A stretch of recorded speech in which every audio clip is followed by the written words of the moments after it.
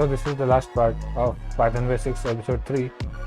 In this, we will see classes and functions which are user defined.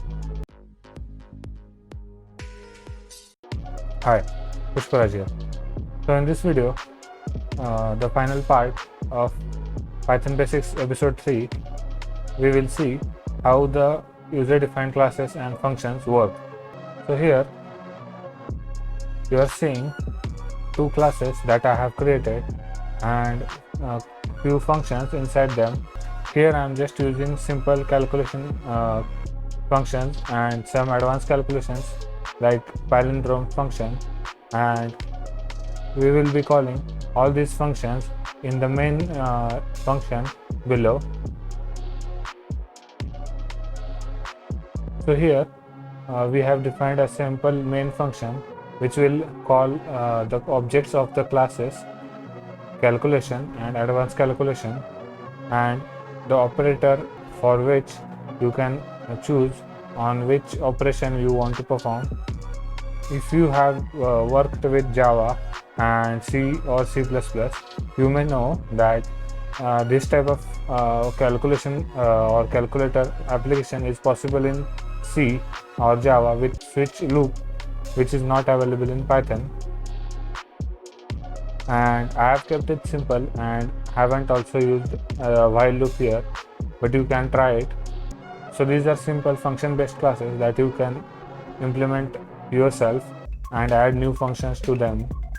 So here I have created a calculation class and created 4 functions inside it, which are addition, subtraction, division and multiplication, which perform basic arithmetic operations on two numbers and store it in a result variable and return it.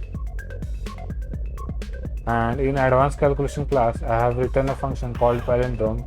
If you don't know about palindrome number, it is a number when it is reversed, it becomes the same number. For example, if the number is 151, then when you reverse it, it is the same number as the input number.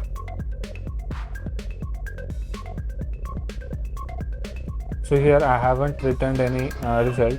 Instead, I have checked with the original number and checked if it is palindrome or not.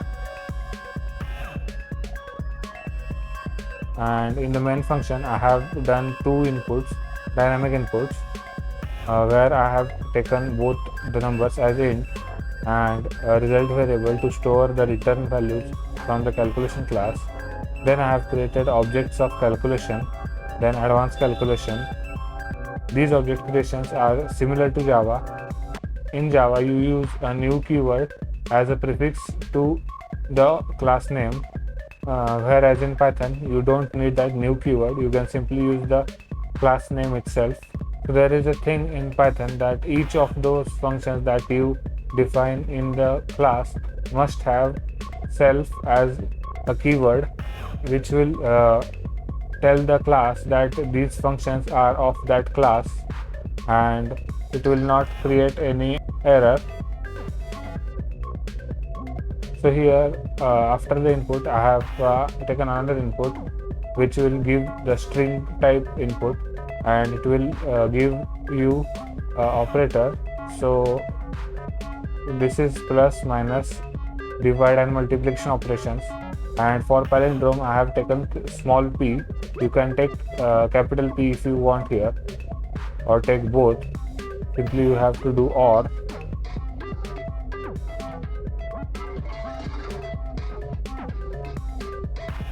Capital P.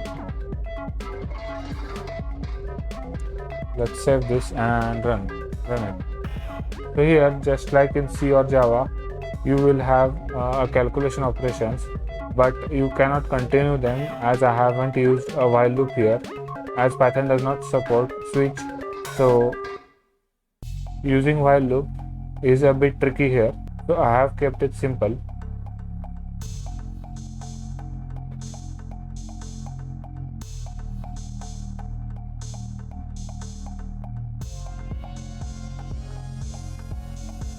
So let's run this again and do the advanced calculation part.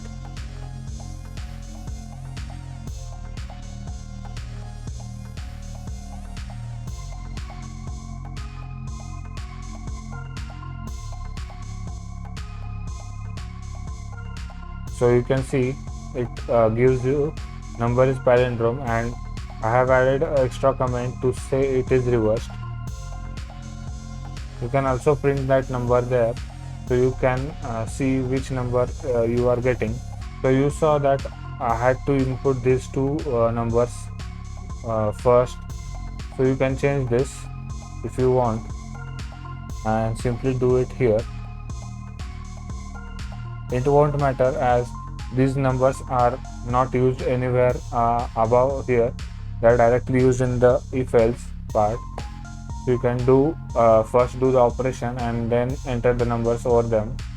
So here I will print the number. So here again you have to give the input. So instead of giving it here, I will give you inside each if conditions. So it would be easy to manage.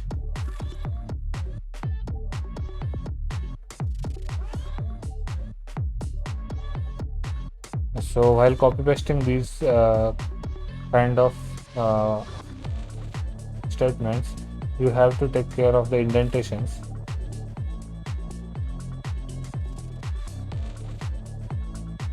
Or else Python will give you errors.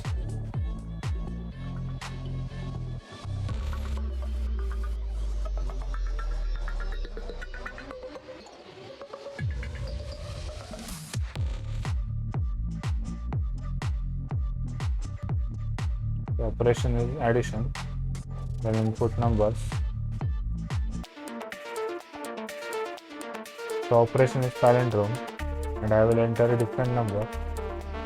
So you can see this number is not palindrome and it has been reversed and it becomes 321.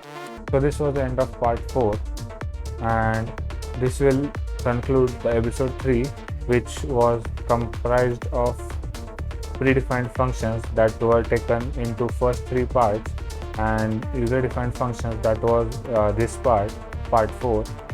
In the next episode, I will introduce you to various libraries of Python that will be useful for machine learning and deep learning.